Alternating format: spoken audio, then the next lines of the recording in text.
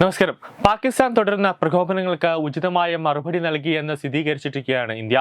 വിദേശകാര്യ മന്ത്രാലയവും അതോടൊപ്പം തന്നെ പ്രതിരോധ മന്ത്രാലയവും സംയുക്തമായി നടത്തിയ വാർത്താ സമ്മേളനത്തിലാണ് ഇന്ത്യയുടെ നടപടികൾ സംബന്ധിച്ച വിശദാംശങ്ങൾ പങ്കുവച്ചത്. വിദേശകാര്യ secretary Vikram Misri, colonel Sofiya Qureshi, wing commander Vyomika Singh എന്നിവരാണ് വാർത്താ സമ്മേളനത്തിൽ പങ്കെടുത്തത്. ഇന്ത്യയിലെ സൈനിക കേന്ദ്രങ്ങളെയും ജനവാസ മേഖലകളെയും ലക്ഷ്യമിട്ടാണ് പാകിസ്ഥാൻ ആക്രമണം നടത്തിയതെന്നും എന്നാൽ ഇത് ചെറുക്കാൻ ഇന്ത്യക്ക് സാധിച്ചുവെന്നുമാണ് സൈന്യം വ്യക്തമാക്കിയത്.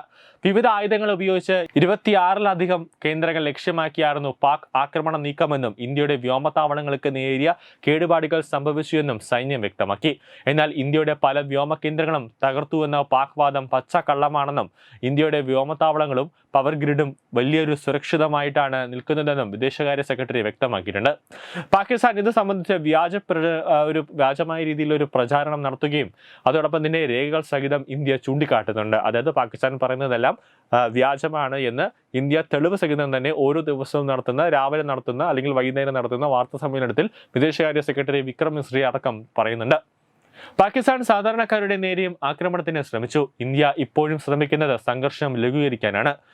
പാകിസ്ഥാൻ ശ്രമിക്കുന്നത് സ്ഥിതി വഷളാക്കാനാണെന്നും സംയുക്ത വാർത്താ സമ്മേളനത്തിൽ പ്രതിരോധ മന്ത്രാലയവും വിദേശകാര്യ മന്ത്രാലയവും വ്യക്തമാക്കി.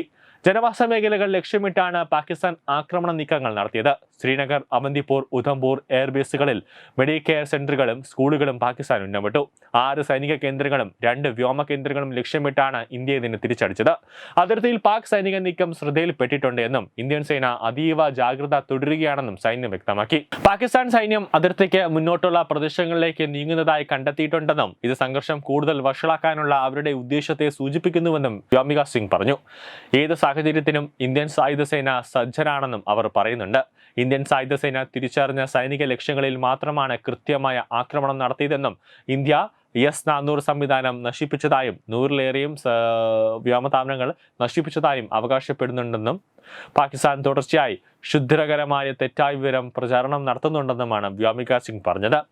അതായത് ഇന്ത്യ നടത്തിയ ഒരു ശക്തമായ ആക്രമണത്തിൽ പാകിസ്ഥാന്റെ തന്ത്രപ്രധാനമായ പല എയർബേസുകളും തകർക്കപ്പെട്ടിട്ടുണ്ട്. ഇന്ന് തന്നെ ഇസ്ലാമാബാദിലടക്കം 6 പ്രധാന എയർബേസുകൾ തകർത്തു. എന്നാൽ പാകിസ്ഥാൻ പറയുന്നത് നമ്മൾ ഇന്ത്യയിലെ വ്യോമസേന മേഖലകൾ മൊത്തത്തിൽ തകർത്തു എന്ന് പറയുന്നുണ്ട്. അതെല്ലാം വ്യാജമാണെന്ന് വ്യോമിക സിംഗ് തെളിവ് സഹിതമാണ് ലോകത്തിന് മുന്നിൽ ചൂണ്ടിക്കാണിക്കുന്നത്. പടിഞ്ഞാറൻ അതിർത്തികളിൽ പാകിസ്ഥാൻ സൈന്യം തുടർച്ചയായി ആക്രമണം നടത്തി വരികയാണ്. ഇന്ത്യയുടെ സൈനിക കേന്ദ്രങ്ങളെ ആക്രമിക്കാൻ അവർ ഡ്രോണുകൾ, ദീർഘദൂര ആയുധങ്ങൾ, മറ്റ് യുദ്ധ ഉപകരണങ്ങൾ, യുദ്ധ വിമാനങ്ങൾ എന്നിവ ഉപയോഗിക്കുന്നുണ്ട്. എന്നാൽ ഇന്ത്യ അപകടങ്ങളെ നിർവീര്യമാക്കി. പക്ഷേ പാകിസ്ഥാൻ 26-ലധികം സ്ഥലങ്ങളിൽ വ്യോമമാർഗം നുഴഞ്ഞു കയറാൻ ശ്രമിച്ചു.